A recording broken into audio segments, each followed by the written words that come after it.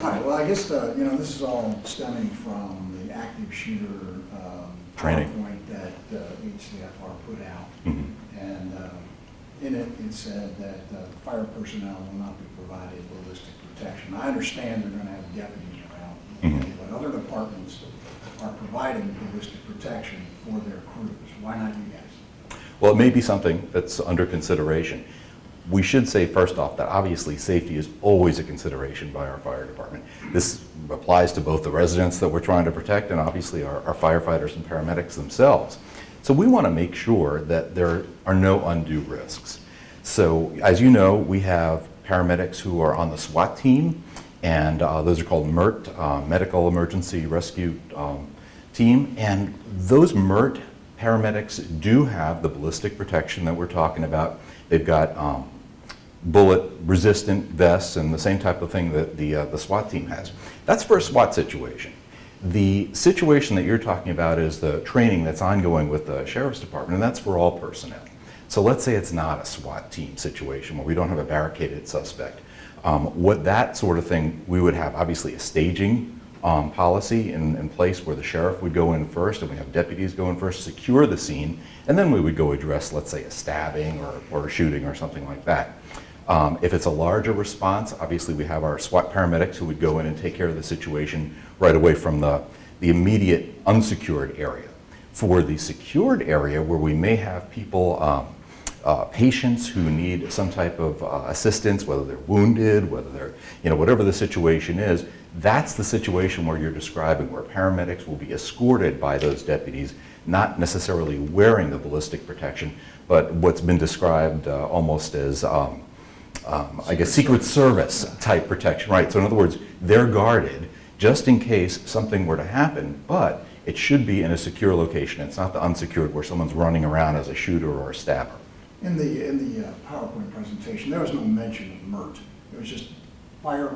Right, because it's for personnel everyone. will Sure. not be provided ballistic. That's because it's for If everyone. it was MERT, that's one thing. Right. But we're talking about Exactly. regular, everyday, bread and butter paramedics. Exactly. This is just that type of training. So if there is a situation where the sheriff is responding and we're responding, we will stage, not go into the immediate unsecured area where someone's running around, possibly firing a weapon, possibly a stabbing situation.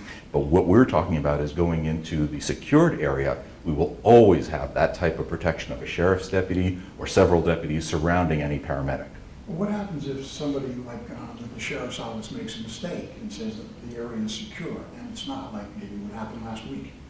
Well, if that's the situation, that obviously would be a mistake. What we need to do is to make sure that we have our terminology, and if we hear that an area is secure, well, that's when we would either trust the word of the deputies who are giving that type of response, or if we hear it through our EDC, the Emergency Dispatch Center, then that's the information we're given and that's the information we're working with. So why don't you provide them with ballistic protection in case somebody does make a mistake? Good question, and that's something that we'll probably do. It's a situation where we're evaluating it. Things have gotten, obviously in this world, a little bit more dangerous out there, especially for any type of person that is a responder.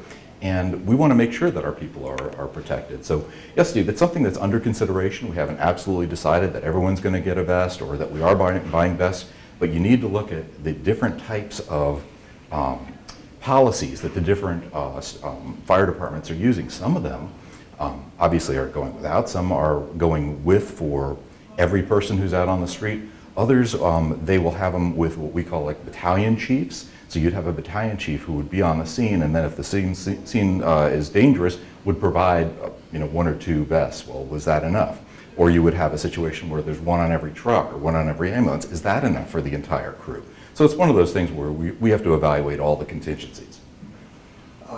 This lady had contacted us after she saw the stories, concerned that there was no ballistic protection for paramedics, firefighters in Hillsborough County.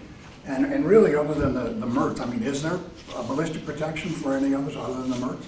Currently, just the MERTs are wearing the ballistic protection. Okay, so she wanted to outfit everybody, or at least provide equipment to put on the trucks so that this equipment is available in Right. case somebody makes a mistake or in case somebody takes a shot at one of your people.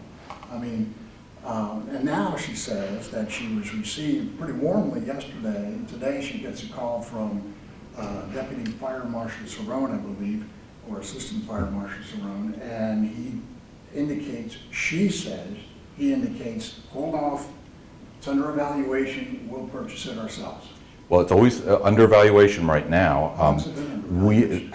I would say several months, at least I think through April, before then. This is something that's being currently evaluated, so we don't want anyone rushing out buying vests for our firefighters. If it's not certainly a money issue. The county will be able to provide it if the decision is made to have everyone wearing a vest or certain people wearing ballistic protection. What we would encourage people to do, and obviously we love the fact that they're concerned about our safety because we're concerned about their safety. So this is a mutual situation. So if people would like to contribute something, we don't take contributions for essential type of equipment, like whether it's a fire hose or a truck or something like that, but we certainly take contributions through the Hillsborough County Rescue Foundation. And what that does is we'll provide non-essential things like pet masks for people's pets, or clothing for families who are maybe put out of their homes because of a fire. So people, and we encourage them to, if they want to, they can go online, they can look up our Hillsborough County Fire Rescue Foundation.